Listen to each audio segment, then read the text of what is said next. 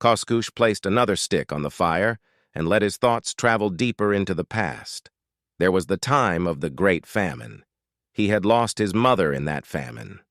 In the summer, the usual plentiful catch of fish had failed, and the tribe looked forward to the winter and the coming of the caribou. Then the winter came, but with it there were no caribou. Never had the like been known, not even in the lives of the old men. The rabbits had not produced any young, and the dogs were skin and bone, and through the long darkness the children wept and died. So did the women and the old men. Not 1 in 10 lived to meet the sun when it returned in the spring.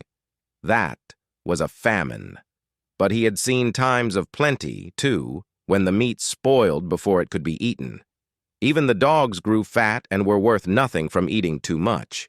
In these times, they let the animals and birds go unkilled, and the tents were filled with newly born children. Then it was that the men remembered old quarrels and crossed to the south and to the west to kill ancient enemies. He remembered when a boy, during a time of plenty, when he saw a moose pulled down by the wolves. Xingha lay with him in the snow and watched. Xingha was his friend who later became the best of hunters. One day he fell through an air hole on the frozen Yukon River. They found him a month later, frozen to the ice where he had attempted to climb out. Xingha and he had gone out that day to play at hunting, in the manner of their fathers. Near a creek they discovered the fresh track of a moose, and with it the tracks of many wolves. "An old one," Xingha said. "It is an old one who cannot travel as fast as the others.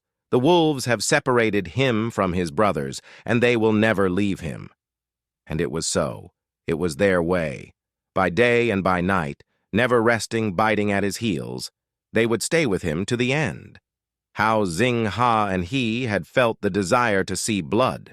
The finish would be a sight to remember. Eagerly, they started up the trail. Even he, Koskoosh, who was not a good tracker, could have followed it blind, it was so wide. They were not far behind the hunt, reading its awful story at every step. Now they saw where the moose had stopped to face his attackers. On every side, the snow had been stamped heavily. In the middle, there were the deep footprints of the moose. All about, everywhere, were the lighter footmarks of the wolves. Some had moved to one side and rested while their brothers tried to seize the moose. The full-stretched impressions of their bodies in the snow were as perfect as though they'd been made the moment before. One wolf had been caught in a wild dash at the moose and had died under its heavy stamping. A few bones remained as witness. The two boys stopped again at a second stand. Here the great animal had fought with despair. As the snow indicated, he had been dragged down twice, and twice he shook off his enemies and gained his footing once more. He had finished his task long before, but nevertheless, life was dear to him. Xingha said it was a strange thing for a moose once down to struggle free again. But this one certainly had done so. The medicine man would see signs and wonders in this when they told him. Then they came to the place where the moose had tried to climb the riverbank and go into the woods. But his enemies had attacked from behind, until he leaped high and then fell back upon them, crushing two deep into the snow. It was clear that the kill was near, because the two dead wolves had been left untouched by their brothers. The trail was red with blood now, and the distance between tracks of the great beast had become shorter and shorter. Then they heard the first sounds of the battle, the quick bark of the wolves which spoke of teeth tearing flesh. On hands and knees, Xingha and Koskoosh made their way through the snow. Together they pushed aside the low branches of a young pine tree and looked forth. It was the end that they saw. The picture, like all of youth's memories, was still strong with him. His eyes now watched the end acted again as clearly as in that earlier time. Koskoosh was surprised at this, because in the days which followed he had done many great deeds. He had been a leader of men, and his name had become a curse in the mouths of his enemies. For a long time he recalled the days of his youth, until the fire grew cold and the frost bit deeper. He placed 2 sticks on the fire this time. Then he figured how much life was left by the amount of wood that remained in the pile. If Sitkum Ha had remembered her grandfather and gathered a larger armful, His hours would have been longer. It would have been easy. But she was always a selfish child. She had not honored her ancestors from the time the beaver, son of Xingha, first looked at her. Well, what did it matter? Had he not done the same in his own quick youth? For a while he listened to the silent forest. Perhaps the heart of his son might soften. Then he would return with the dogs to take his old father with the tribe to where the caribou ran thick and the fat hung heavy upon them. He strained his ears. There was not a sound to be heard. Nothing. He alone took breath in the middle of the great stillness. It was very lonely. Wait!